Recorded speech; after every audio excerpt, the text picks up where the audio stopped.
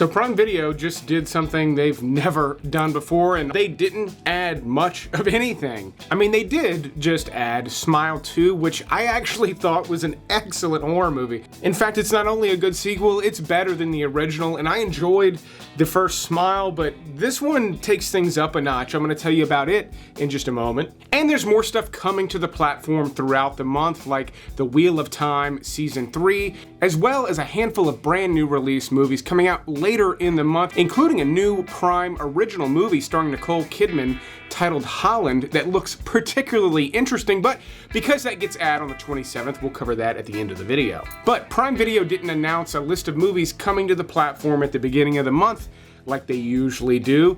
Nothing. Nada. Zilch. Now that could mean that they actually added nothing on the first. It also could mean that they've gotten tired of releasing the list. That way you have to come to Prime Video to find out. It also could mean that they did not appreciate the video I released a couple of weeks ago. Or maybe some people were fired, because of the video I released a couple of weeks ago. At any rate, it's very difficult to tell what they just added, but combing through their recently added section, they've got some good movies like Super 8, not as good as Steven Spielberg's best, but certainly like J.J. Abrams' version of a Steven Spielberg movie. The average person touches their face 3 to 5 times every waking minute. In between, we're touching doorknobs, water fountains, and each other. Contagion is one people were going crazy for back at the beginning of the pandemic a few years ago. I didn't have the stomach for it back then, but I do recall this being an excellent Steven Soderbergh flick that does a really great job of showing how a pandemic could unfold and all the things that come along with it. If you keep in mind that this movie came out well before the COVID-19 pandemic, it is shockingly accurate, on top of being just like genuinely entertaining, so I do recommend this one. For what it's worth, I'm sorry for everything.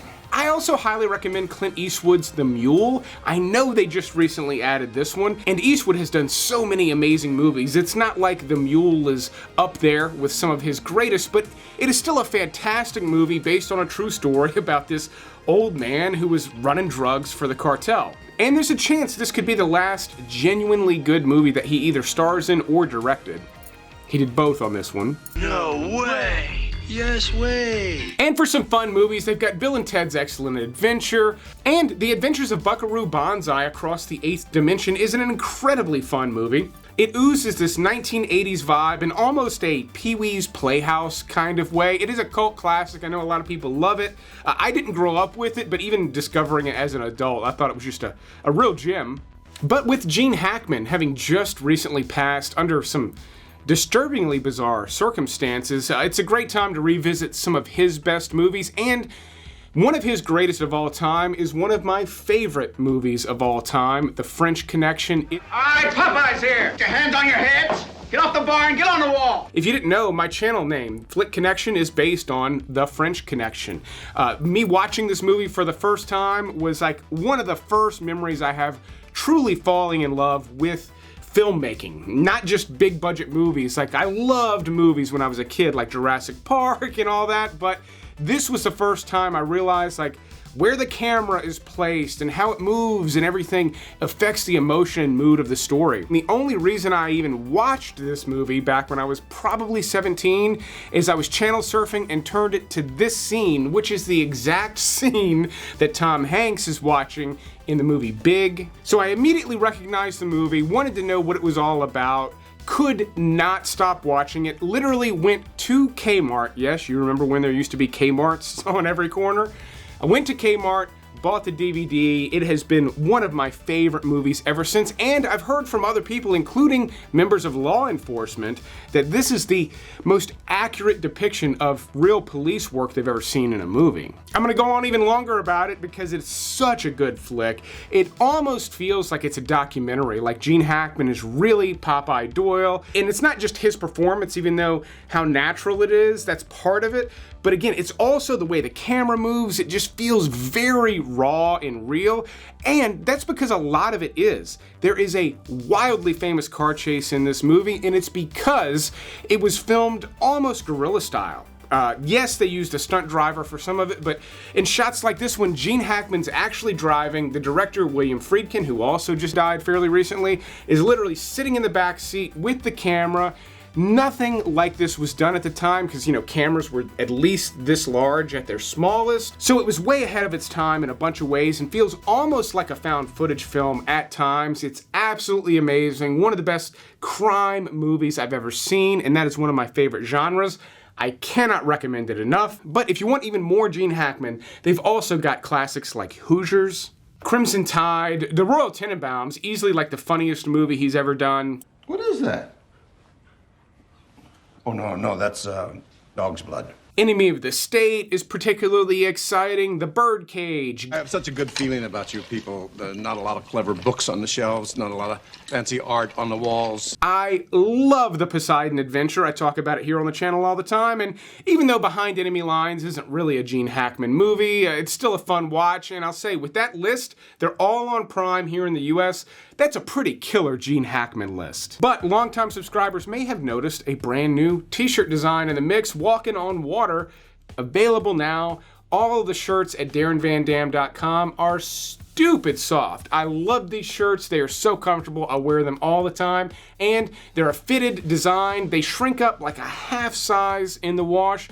So if you like your shirts a little bit loose, definitely consider going a size up. It's a great way to support this show while also showing off you've got, you know, unique taste in movies like I do. And then back to Smile 2. I honestly was surprised by this movie. Granted, I didn't expect much from a sequel to Smile. I enjoyed Smile, but as I said in the intro, Smile 2 definitely takes things up a notch in multiple departments, including quality. Now, part of that is budget. I mean, this is just a glossier movie. It looks like a much bigger production, but they made good use of it. It is a slick flick, and I like slick stuff. In fact, the slickness of it maybe even softens some of the edges on the scares.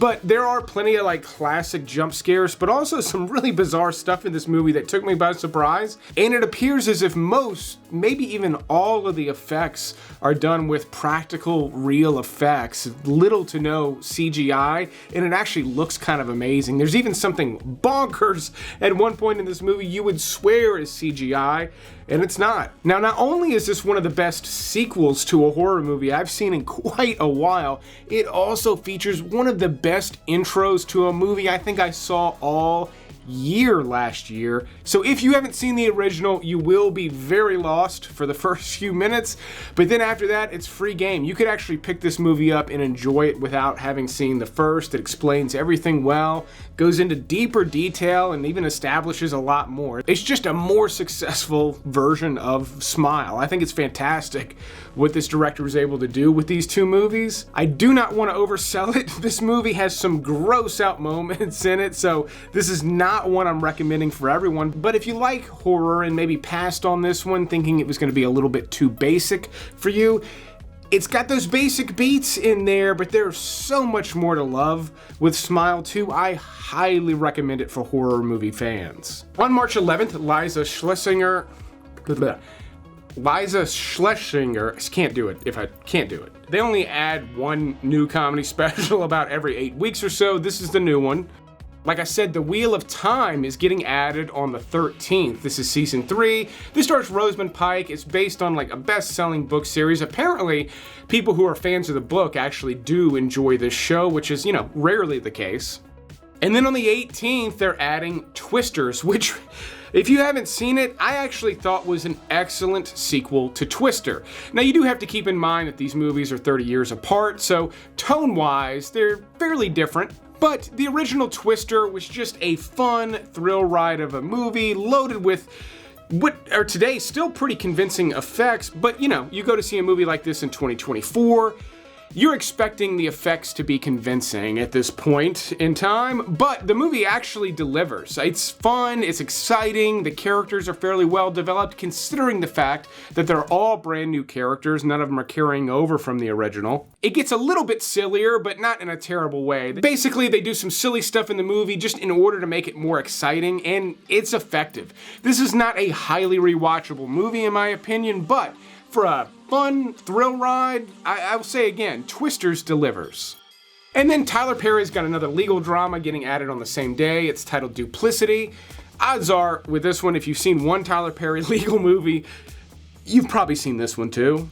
Okay, so he's a little intense. Yeah, Yeah, just a little. Transformers 1 is a brand new animated movie that's a real fun watch for the family. Chris Hemsworth does the voice of the main Transformer in this movie. I believe he becomes Optimus Prime. This is not a strong recommendation from me. This is a kids movie, but I actually took my kids to the theater to see it and we all had a good time. Then on the 27th, Nicole Kidman has a new movie coming out. It's a Prime Video original movie titled Holland, and it looks like it could be exceptional. This is really super tonight, Nance. Did you do something different?